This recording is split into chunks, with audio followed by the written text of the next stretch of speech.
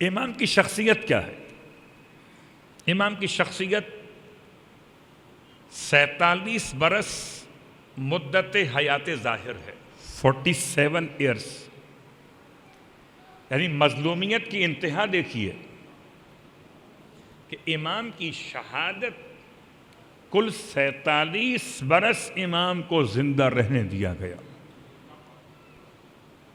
اور امام کی مظلومانہ شہادت، اس کے ساتھ ساتھ امام کی پوری سیرت، امام کی شخصیت میں جو پہلو پوشیدہ ہیں، ان میں سے ایک خاص پہلو جو ہر سال ڈسکس کیا جاتا ہے کہ اتنا قریب ہے ان دو اماموں کا تذکرہ کہ امام حسن علیہ السلام اور امام حسین علیہ السلام دونوں اتنا قریب رہے کہ بسا اوقات راوی کو بھی اشتباہ ہو گیا کہ امام حسن کا نام لے یا امام حسین کا نام لے، دونوں کی دنیا میں آمد میں کتنا فرق ہے کہ بالکل ایک مدت حمل کا فرق ہے، یعنی کہ 9 مہینے، بعض کہتے ہیں 1 سال کا فرق ہے۔ ہجرت کا 3را برس ہے جب اس سرزمین پر خدا نے اپنی حجت شہزادی کونین کی آغوش میں مولائے کائنات کے لخت جگر کی شکل میں کہوں فرزند مصطفیٰ بنا کر حسن کو بھیجا ہے۔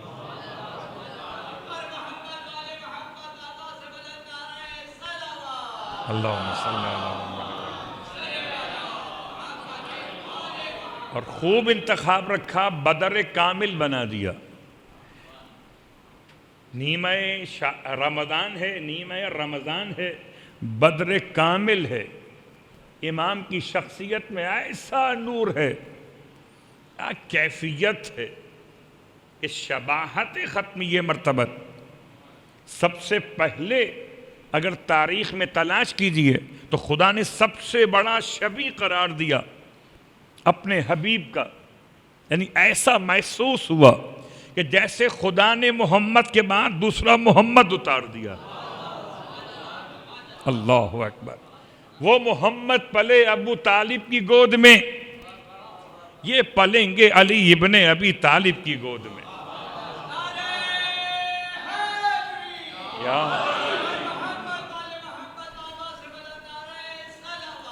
اللہم صلی علی محمد وعلی محمد۔ وہ پلے عبد المطلب کی آغوش میں، یہ پلیں گے ختمیہ مرتبت کی آغوش میں۔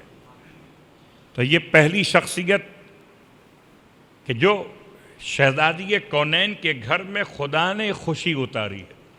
تو ماہ رمضان کی 15 تاریخ امام کی آمد کا عنوان، امام کی کنیتوں کے اعتبار سے ایک کنیت ہے ابو محمد۔ ہو سکتا ہے کہ امام کی اولادوں میں کسی کا نام محمد آپ کو کہیں مل جائے، لیکن معروف نہیں ہے۔ امام کے بیٹوں میں کسی کا نام محمد معروف نہیں ہے۔ یوں سمجھ لیجئے کہ کنیتیں انسانوں کی اور ہیں، معصومین کی اور ہیں۔ انسانوں میں جب کوئی کسی کا باپ بنتا ہے تو کنیت بیٹے کے لحاظ سے ہوتی ہے، یہاں تو آنے سے پہلے کنیت ہوتی ہے۔ کیا جملہ استعمال کروں، کیا ترجمہ کروں؟ ابو محمد، وہ ابو تراب کا بیٹا ہے، ابو الحسن کا لخت جگر ہے، ابو القاسم کا نور نظر ہے۔ کنیت ابو محمد، محمد کے باپ۔ اللہ اکبر۔ بتانا یہ تھا کہ دنیا میں آنے والا جب کوئی انسان صفت ممدوحیت کو اختیار کرے گا، اپنے زمانے کا محمد بنے گا، تو اس کے آقا اور مولا حسن مجتبی ہوں گے۔ جیسے عبداللہ کے باپ کو حسین کہتے ہیں، محمد کے باپ کو حسن کہتے ہیں، اور فضیلتوں کے باپ کو عباس کہتے ہیں۔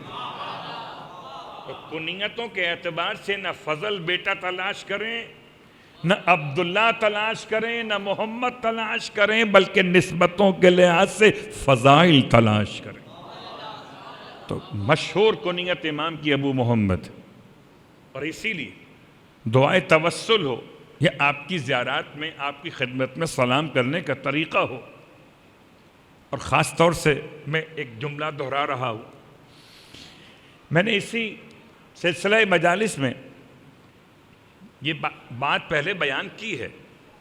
ہو سکتا ہے شاید آپ میں سے کسی کو یاد بھی ہو، لیکن روز جب عمل کرتا ہوں تو میں خود بتا رہا ہوں کہ میرا دل بار بار کہتا ہے کہ جیسے کوئی پانی پی کر امام کو یاد کرتا ہے السلام علیکم یا ابا عبداللہ کہہ کر، جب میں کھانا کھانے سے پہلے اپنے ہاتھوں کو دھوتا ہوں تو بے ساختہ زبان پہ آتا ہے السلام علیکم یا ابا محمد.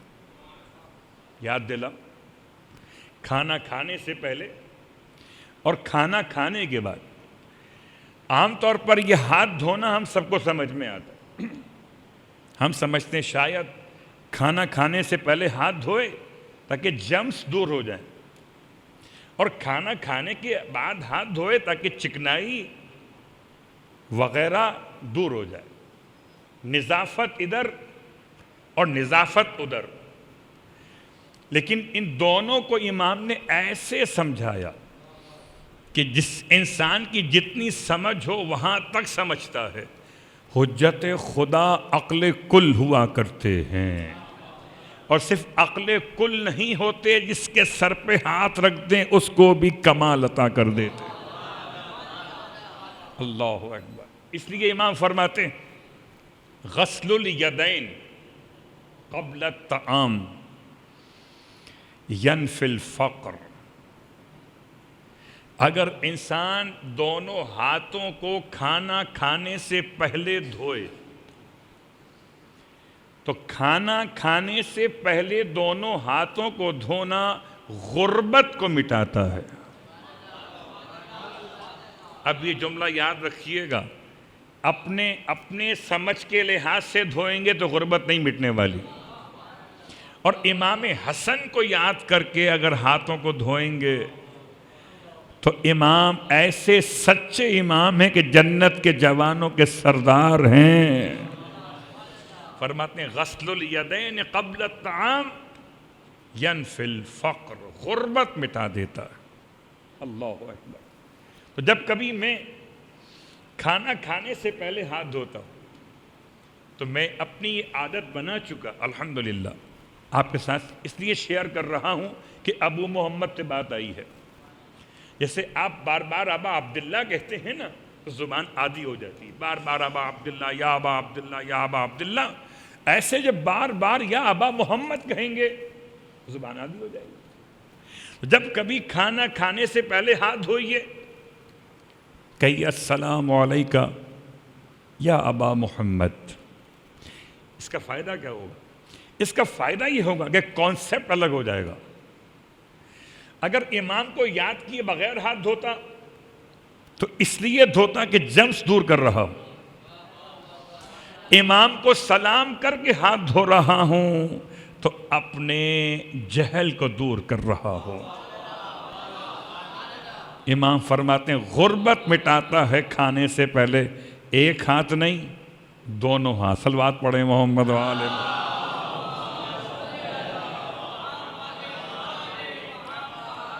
اب ہو سکتا ہے کہ آپ اس میں ایک سوال ذہن میں لے کر آئیں کہ مولانا اگر کھانا کھانے میں استعمال کرنا ہو، چمچے وغیرہ استعمال ہوتے ہیں، کہیں پر کانٹے وغیرہ استعمال ہوتے ہیں، جس طرح کھانا ہوتا ہے، کہیں دونوں استعمال ہوتے ہیں، کہیں چھری بھی استعمال ہوتی ہے، تو اب ان اشیاء کا استعمال اب ہاتھ دھونے کی کیا حاجت ہے؟ تو قبلہ چھری، کانٹے اور چمچے کا استعمال غربت نہیں مٹاتا. بات یاد رکھیے گا، غربت نہیں مٹاتا. اور جب انسان کھانا شروع کر دے ان تمام تر اشیاء کو استعمال، وسائل کو استعمال کرتے ہوئے، تو کیا ہوتا ہے؟ کبھی ایسا ہو سکتا ہے نا کہ اچانک درمیان میں انسان کو ہاتھ لگانا پڑ جائے. اس وقت ہاتھ دھونے کا وقفہ انسان کو ملتا نہیں ہے. میں کہتا ہوں چھوڑیں تمام باتوں کو.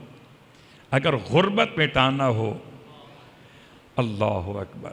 پھر ارشاد فرماتے ہیں وَبَعْدَ الطَّعَامِ، ینفی الغم، ینفی الغم بھی لکھا بعض کہ کھانا کھانے کے بعد دونوں ہاتھوں کو دھونا انسان کے غموں کو مٹاتا ہے۔ تو کھانا کھانے سے پہلے جب ہاتھ دھوئیے کہیے السلام علیکہ یا ابا محمد، اور کھانا کھانے کے بعد جب ہاتھ دھوئیے تب کہیے السلام علیکہ یا ابا محمد، تاکہ کنیت بھی یاد رہے گی۔ امام کے فرمان سے صلوات پڑھے محمد و آل محمد، استفادہ کریں گے۔